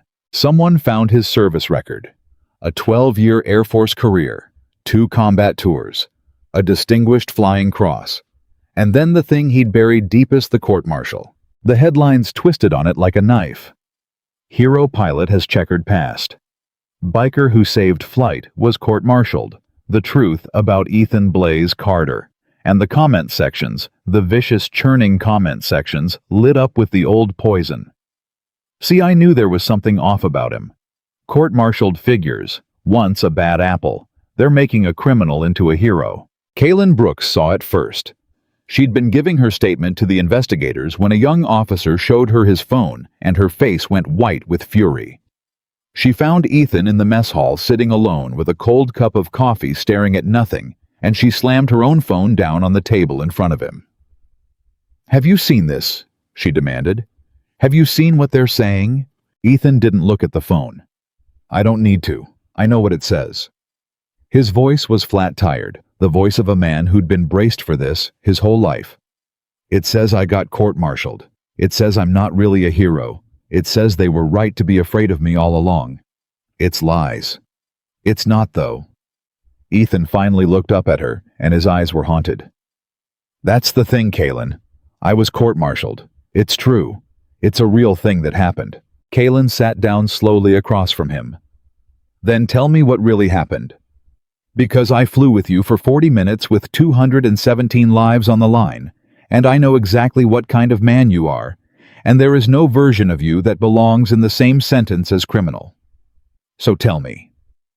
Ethan was quiet for a long moment, his hands wrapped around the cold coffee. "My last mission," he said finally. "Overseas. I was leading a flight of 4. We got a tasking to hit a compound. Intelligence said it was a weapons cache, high-value target, the works. Clean strike, in and out." His jaw worked. "But I was over the target, and I looked down and I saw—" He stopped, swallowed. "I saw kids. There were kids in that compound, a whole lot of them. The intelligence was wrong, or somebody lied, or somebody didn't care. I never found out which. But I could see them, clear as day. And my orders were to release." Kaylin didn't breathe. "I refused," Ethan said. "I called it off. I told my flight to abort, and I took us home with our bombs still on the racks. And when we landed, the brass came down on me like the sky was falling. I disobeyed a direct order. I'd scrubbed a sanctioned strike. There was pressure from above, politics I never understood, and they needed somebody to hang it on."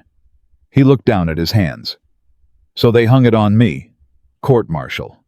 My defense was that the target had children in it, and I had a moral and legal obligation not to fire.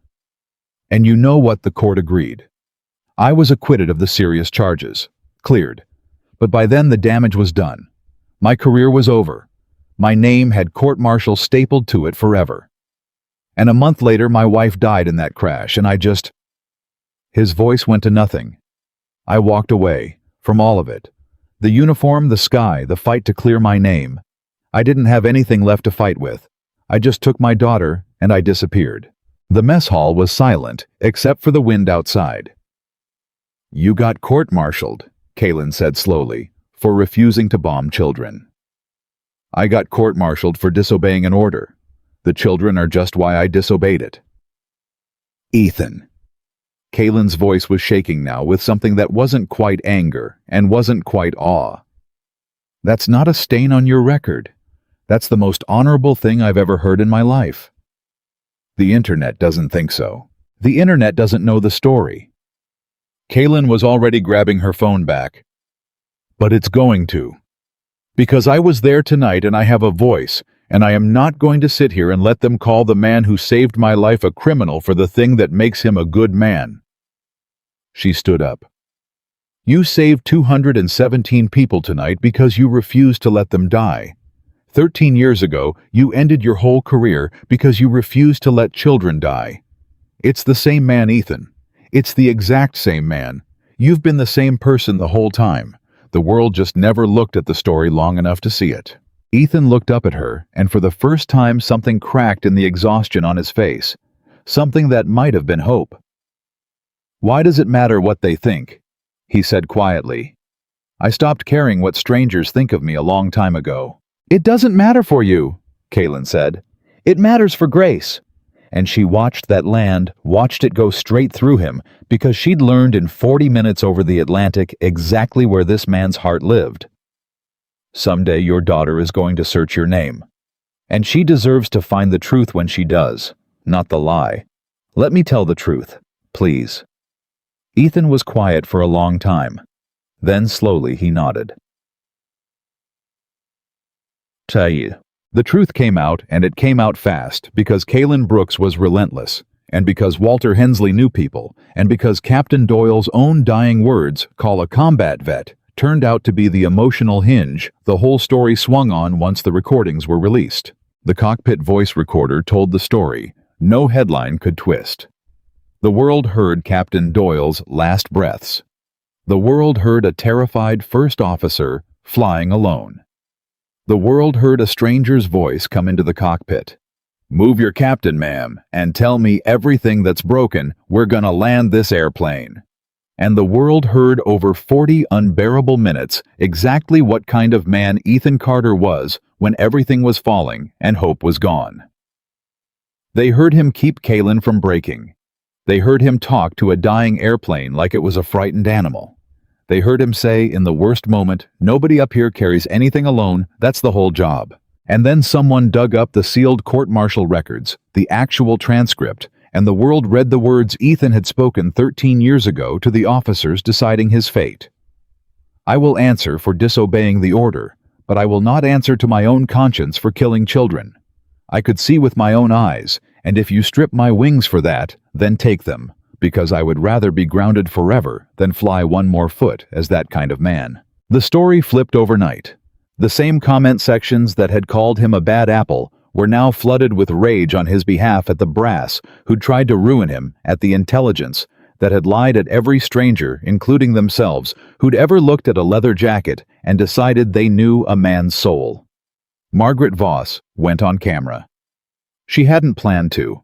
But a reporter found her and asked her what it had been like, and something rose up in Margaret that she couldn't hold down. "I want to say something," she said to the camera, her voice trembling. "And I need every person watching to hear it. On that plane, I judged that man. I looked at his jacket and his scars, and I decided he was dangerous. I tried to have him removed from the cabin.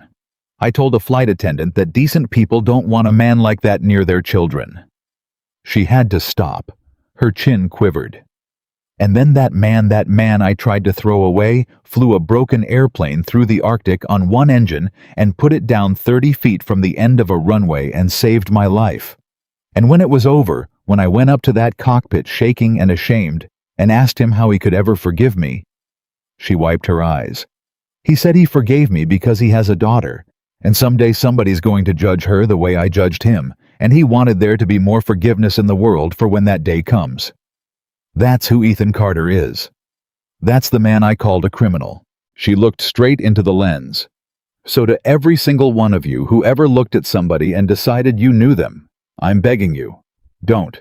You have no idea who you're looking at. I almost died learning that lesson. Don't make my mistake." The clip was seen 40 million times in 2 days. They flew the passengers out of Thule on a relief aircraft, and there was a moment on the tarmac before they boarded that no camera fully captured, but that everyone who was there would tell their grandchildren about. Little Tyler wouldn't leave without saying goodbye. He found Ethan near the hangar, and he ran to him across the frozen tarmac, and Ethan knelt down to the boy's level the way he always knelt down for children. And Tyler flung his arms around the biker's neck. "Mr. Carter," Tyler said muffled against his shoulder, "Mr. Walters said you flew the plane. He said you're the reason I get to see my mom." "Your friend Mr. Walters a good man," Ethan said, holding the boy. "He took care of you up there. That was brave what you did. Being scared and holding on anyway. That's the bravest thing there is. Tyler pulled back and looked at him with enormous, serious eyes. Are you really a bad guy? The TV said you were a bad guy, and then it said you were a good guy, and I don't understand. Ethan looked at the boy for a long moment, and something moved behind his eyes. Tyler, he said gently, can I tell you the truth? Even though it's complicated? Tyler nodded solemnly. The truth is, there's no such thing as bad guys and good guys, not really. There's just people. And people are all mixed up. We've all got some good in us and some bad in us and some scars and some mistakes. He tapped the boy lightly on the chest. What matters isn't whether you're a good guy or a bad guy.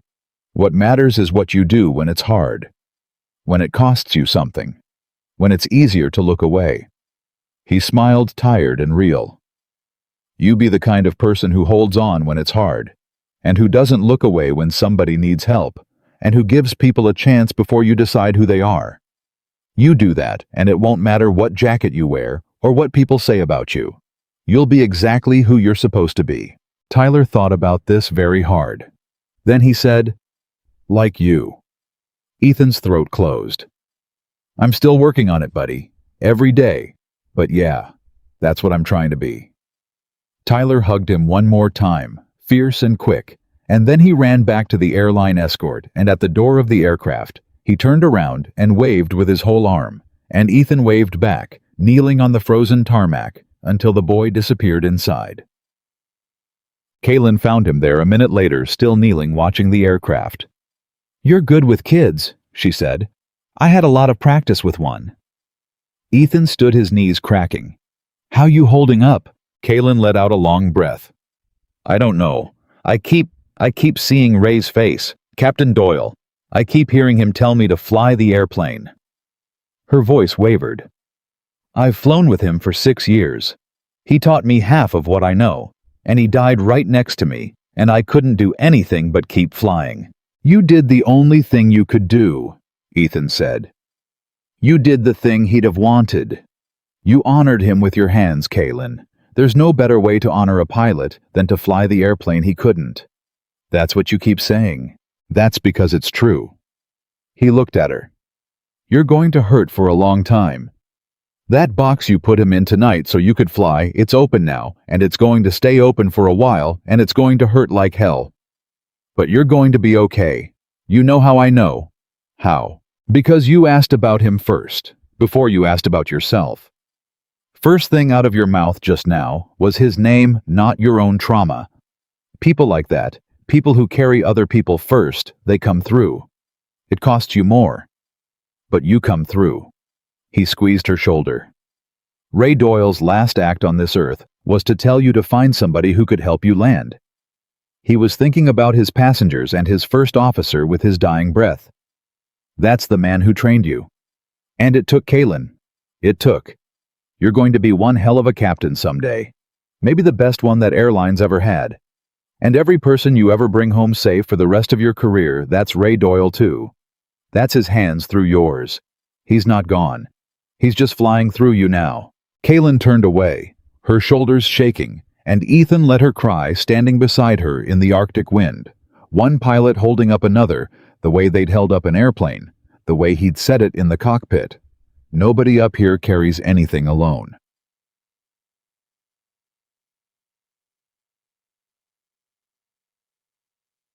Walter Hensley was the last to leave, and he wouldn't go until he'd tracked down the young airman who'd been coordinating the ground response, and he wouldn't leave that airman alone until he'd extracted a promise. That man in there, Walter said, jabbing a finger toward the hangar where Ethan was giving his final statement to the investigators, flew the finest emergency approach I've seen in 50 years around aircraft, and 13 years ago, your Air Force tried to ruin him for refusing to kill children. You hear me, son? You get the right people to hear about this. That man is owed something by the country he served. He's owed his name back, clean in the record. You make some noise about it. You promise me. Sir, You're an airman of the United States Air Force, Walter said. Same as I was, same as he was, and we don't leave our own behind. Not on a battlefield and not in a comment section. You promise me you'll make noise. The young airman straightened. "I promise, sir." "Good man." Walter clapped him on the shoulder. And then, because he was 76 and he'd learned that you never know which goodbye is the last one, he went and found Ethan, and he stood in front of him one more time. "I've got to catch my flight, son." Ethan stood. "Walter, I don't—" He shook his head. "I don't know how to thank you. You saw me. On that plane when I was frozen, you saw who I was and you wouldn't let me hide. You're the reason those people are alive. Not me, you." "Now that's not true, and you know it," Walter said. "I just pointed. You flew." His old eyes were wet. "But I'll tell you what you can do to thank me. You go home to that little girl of yours, and you stop hiding, son. 13 years you've been telling the world you're just a biker, just a nobody, just a man they should be afraid of. But that's not who you are. That was never who you are. You're a man who saves people. It's in your bones. It's in your hands." He gripped Ethan's shoulder one last time. "So go be him. Out loud. Let your daughter grow up watching her father be exactly the man he was always meant to be. That's how you thank me. That's the only thanks I want." Ethan couldn't speak.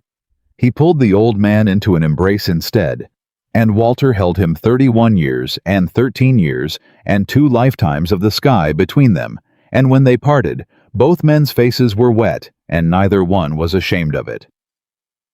Semper Supra Son. Walter said the motto of the newer service, but he said it like the old one meant it. "Semper Supra, sir," Ethan answered, and Walter Hensley walked out to his aircraft spine, straight chin level, and did not look back, because old soldiers know that some goodbyes you can only manage if you keep walking. It was another 2 days before they let Ethan go home. 2 days of statements and paperwork and reporters he wouldn't talk to. And in those 2 days, the world kept turning around him in ways he couldn't control and didn't want. The court-martial got re-examined by people with the power to re-examine it. A senator whose own son flew fighters read the transcript on the floor of the Senate and called Ethan's refusal the highest expression of the warrior's code we ask our people to uphold. Petitions circulated. The Air Force, cornered by its own recordings and its own history, began the quiet process of formally clearing and commending a man it had once tried to bury. But Ethan didn't care about any of that. Not really. He sat in a cold room at the top of the world and answered questions and signed forms, and the only thing in his whole heart was the flight home and the driveway at the end of it, and the girl who'd be standing in it. On the last morning before they drove him to the aircraft that would finally take him home, Kaylin found him one more time. She was in uniform now, cleaned up, composed, but her eyes were still raw. "They're offering me leave," she said. "As much as I want, trauma leave. I don't have to fly again for a long time if I don't want to." "You going to take it?" Kaylin was quiet. Then she shook her head. "No, I'm going to be back in the seat as soon as they clear me." She met his eyes. "You told me on the tarmac every person I ever bring home safe is Ray Doyle too." His hands through mine. "I've been thinking about that for 2 days, and I can't stop." Her voice firmed. "I'm not going to honor him by staying on the ground, Ethan. I'm going to honor him by flying, for the rest of my career. That's what you do, isn't it? If you could go back." Ethan looked at her for a long moment, and something old and painful, and finally, maybe healing, moved across his face. "Yeah," he said quietly. "That's exactly what I'd do." He paused. "And Kaylin, I think maybe I can. Go back, in my own way." He looked at his scarred hands. "For 13 years I told myself the sky took everything from me. My wife, my career, my name. So I hated it. I ran from it. But 3 days ago the sky gave me something back. It gave me a cockpit full of people who needed me, and it gave me the chance to be the man I buried, and it gave me a phone call with my daughter, where she told me I hadn't broken my promise, I'd kept it bigger." His voice thickened. "Maybe the sky wasn't ever my enemy. Maybe I just needed one more flight to figure that out." Kaylin reached out and took both his scarred hands in hers, the hands that had flown them home, and she held them, and she said the thing that had been building in her for 3 days. "Thank you for not staying in your seat. she said. "Thank you for getting up. My whole life, Ethan, all of it. Everything I do from here on, every person I ever fly home, it's all because a man in a leather jacket that everybody was afraid of decided we were worth saving. I'll carry you with me the same way I carry Ray. In my hands. Every flight. Forever." Ethan Carter gripped the young pilot's hands, and he couldn't answer, and he didn't have to, because some things pass between two people who have held 217 lives out of the sea together without needing any words at all. Then they drove him to the aircraft, and Ethan Carter cleared commended scene at last for exactly who he'd always been. Climbed aboard a plane one final time, and turned his scarred face toward home, toward a driveway, toward a 12-year-old girl who had never once, not for a single day of her life, needed the world to tell her who her father was. She was standing in the driveway when the car came up the road. Grace Carter had refused to wait inside. Her aunt had tried. It was cold. It was late. They'd call when he was close. But Grace had put on her father's old flight jacket, the one 3 sizes too big, that swallowed her whole, and she'd walked out to the end of the driveway and planted her feet, and she'd said, "He's coming home to this driveway. That's where I made him promise. That's where I'll be." And nobody had the heart to argue with her. So she stood there, a 12-year-old girl, drowning in a jacket that smelled like her father, and she watched the headlights climb the road, and when the car stopped and the door opened and Ethan Carter stepped out, she didn't run. She just stood there shaking and said, "You kept your promise."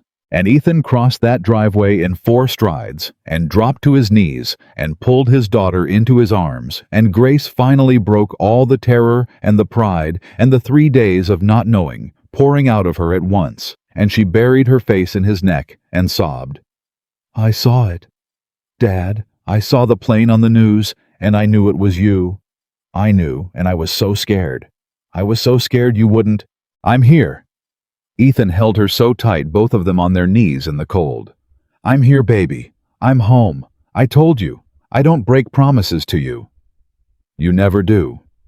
Grace pulled back her small hands, framing his scarred face, checking him over the way a mother checks a child, making sure he was real, making sure he was whole. "Are you hurt? Are you okay?" The news said 1 engine and no flaps. And I don't even know what that means. But they said it was impossible. It wasn't impossible. Ethan smoothed her hair back. "I had the best reason in the world to get it right." "What reason?" "You." He pressed his forehead to hers. "The whole way down, Gracie. Every second. When the engine quit, and everybody said we weren't going to make the runway. You want to know what I was thinking about? I was thinking about this driveway. I was thinking about you standing right here. I told that airplane, I said, come home with me. You didn't come all this way to quit? But really, I was talking to myself, and really I was thinking about you."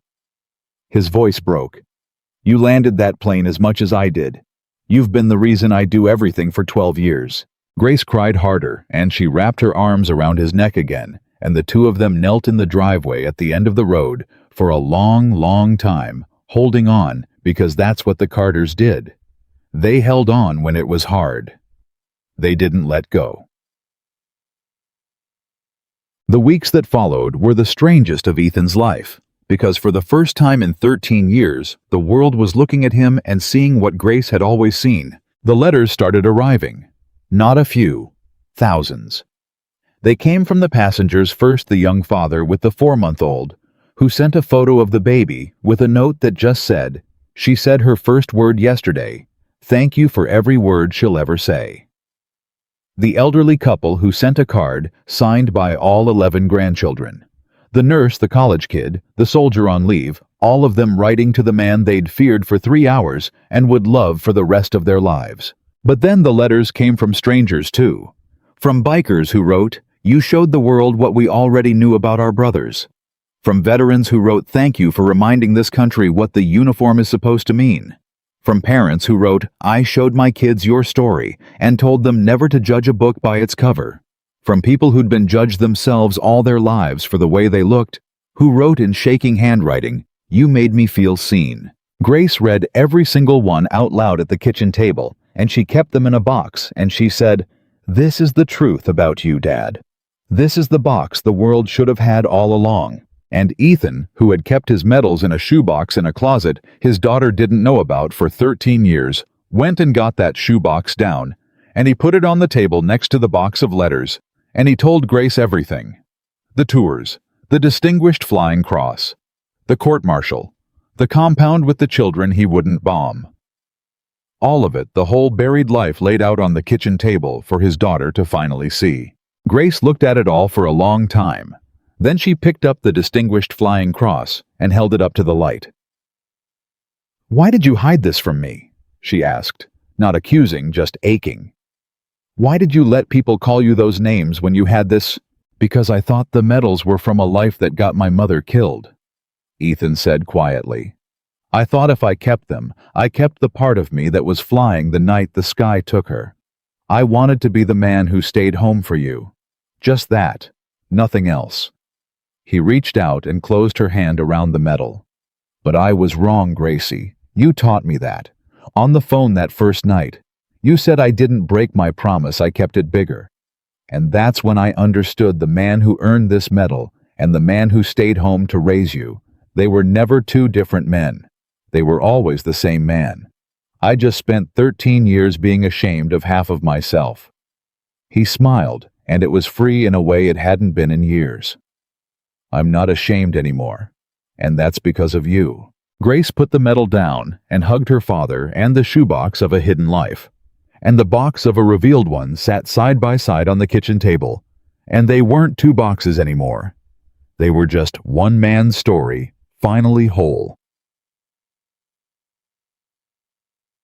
The Air Force made it official in the spring. They held the ceremony at the base where Kaylin was stationed because she'd asked for it, and because it felt right that the story should close where the flying lived. They cleared the court-martial from Ethan's record formally, and forever entered a commendation in its place, and awarded him a Distinguished Flying Cross for the landing at Thule, his second 13 years after his first, from the same service that had once tried to break him. Grace sat in the front row in her father's old flight jacket, which still swallowed her and which she refused to take off. Kaylin sat beside her in dress uniform. Margaret Voss had flown in, she'd asked to come, and Ethan had said yes because that's who he was. And in the second row, spine straight, chin level, 76 years old, and prouder than he'd ever been of anything in his long life, sat Walter Hensley. When they called Ethan's name, and he walked to the front in a borrowed suit that didn't fit right, because he'd never owned one that did, the whole room stood.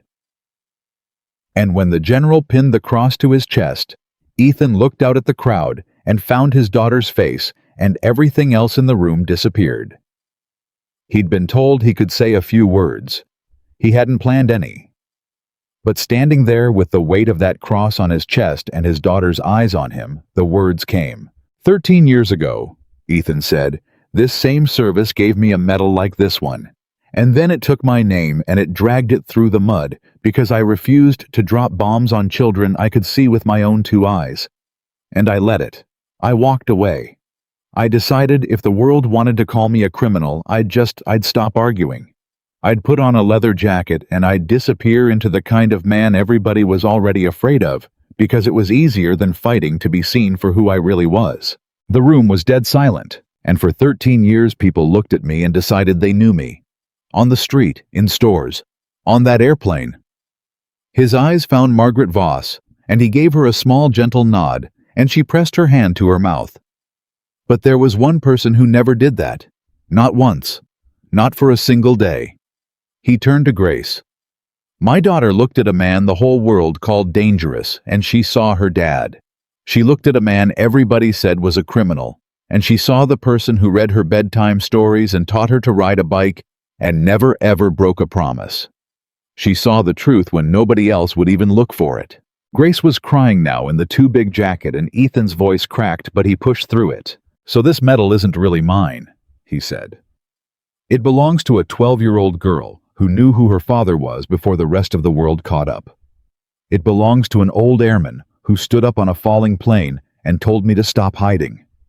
He nodded to Walter, who nodded back, tears in his old eyes. It belongs to a first officer who flew like an ace when her captain died beside her. It belongs to a captain named Ray Doyle, whose last words on this earth were to send help to the people he loved.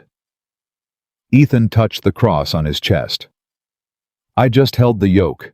That's all I ever did. I held on when it was hard, and I didn't let go because a long time ago my daughter taught me that's the only thing that matters. Thank you. He stepped back, and the room came apart in applause, and Grace ran up and threw her arms around him, and Walter Hensley stood at attention and saluted, and Kaylin saluted, and one by one every person in uniform in that room came to attention and saluted the biker who'd saved 217 lives, and Ethan Carter held his daughter in the middle of it all and understood finally that he was home. Not the house, not the driveway, but home, the place inside a man where he stops running from himself. The story didn't end there, the way real stories don't just stop. Kaylin Brooks made captain 2 years later, the youngest in her airline's history, and on her first flight in the left seat, she carried 2 things in her breast pocket: a photo of Ray Doyle and a challenge coin Ethan had given her, stamped with the motto of his old squadron. Every passenger she ever brought home safe for the rest of her long career, she brought home with 3 sets of hands, her own, her dead captain's, and a biker's. She never told the passengers that. She didn't have to. She just flew. The young father's baby girl grew up hearing the story of the man in the leather jacket who'd given her a whole life, and when she was old enough to understand it, she wrote Ethan a letter of her own in careful child's handwriting, and it said, "Thank you for my dad." Ethan kept it in the box on the kitchen table, and it was one of the ones he read when the old darkness crept close. Margaret Voss started a foundation. She'd come home from Thula, a changed woman, and she couldn't shake the promise she'd made on camera, and to Ethan's face, so she turned it into something real, a scholarship fund for the children of veterans, and she named it not after herself, but after him, the Carter Fund. When she told Ethan over the phone, he'd gone quiet for a long time and then said, "You didn't have to do that." And Margaret had said, "Yes, I did. You gave me my life back, and then you gave me my decency back, and a person doesn't waste a gift like that. I'm going to spend the rest of mine trying to be worth the mercy you showed me." The first scholarship it awarded went to a kid whose father rode a motorcycle and got looked at sideways his whole life. Ethan cried when he read the application. He didn't tell anyone, but Grace found the tissues, and Walter Hensley.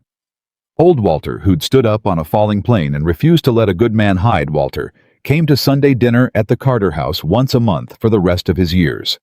And he became the grandfather Grace had never had. And he taught her about the sky, and he told her stories about her father, that her father was too humble to tell.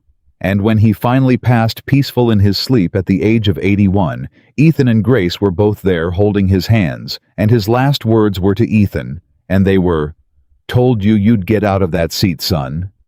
And then Walter Hensley, who'd spent 31 years in the sky, and his last years teaching a little girl to love it, closed his eyes and was gone, and Ethan wept the way you weep for a father, because that's what Walter had become. Ethan Carter flew again. Not for an airline, not for the Air Force, but one clear morning, a year after Thulu Kaylin pulled some strings and got him access to a little single-engine trainer at a civilian field, and she stood on the tarmac with Grace while Ethan did his walk-around, and Grace watched her father run his scarred hands over the little airplane with a tenderness that made her chest hurt. "You sure about this, Dad?" Grace asked. Ethan looked up at her. "You want to come with me?" Grace's eyes went wide. "Can I?" "There's 2 seats." He smiled. "I'm not going up without you. I don't go up without my reason anymore. Never again." So they climbed in together, father and daughter, and Ethan started the engine, and he taxied out, and he lined up on the runway, and he looked over at his little girl in the seat beside him, grinning ear to ear, and he said, "You ready, Gracie?" "Ready, Dad." And Ethan Carter pushed the throttle forward, and the little airplane rolled and lifted and climbed into a clear blue sky that had taken so much from him and given him finally so much more. Back, and for the first time in 14 years, the man who'd sworn off the sky flew, not because everything was falling, not because 217 people needed saving, but simply because he wanted to. With his daughter laughing beside him, both of them free. Down below, the world got small and quiet, and up in the blue, Ethan looked over at Grace's joyful face and understood the whole shape of his life at last. The world had looked at a scarred man in a leather jacket and decided he was the last person you'd ever want to trust with your life. And the world had been completely catastrophically wrong, because the man they mocked was the man who'd been trained to hold the line when the systems fail and hope disappears. The man they feared was the man who refused to kill children and refused to let strangers die, and refused, even after everything, to answer cruelty with anything but mercy. The man they judged in seat 3A was the only man on that airplane who could have brought them home, and he did with 2 scarred hands and 13 buried years and a promise to a little girl. Sometimes the person everyone misunderstands is exactly the one who saves them. Ethan Carter had spent half his life learning that the hard way, and the world had learned it in 40 terrifying minutes over the Atlantic. But his daughter had known it all along, and as the little plane banked gently against the blue, Grace reached over and put her hand on her father's scarred hand, where it rested on the controls, and she didn't say anything because she didn't need to. She'd always known exactly who he was. He was her dad. He was the man who kept his promises. And he was, and had always been, precisely the one you'd want holding the line when everything else fell away.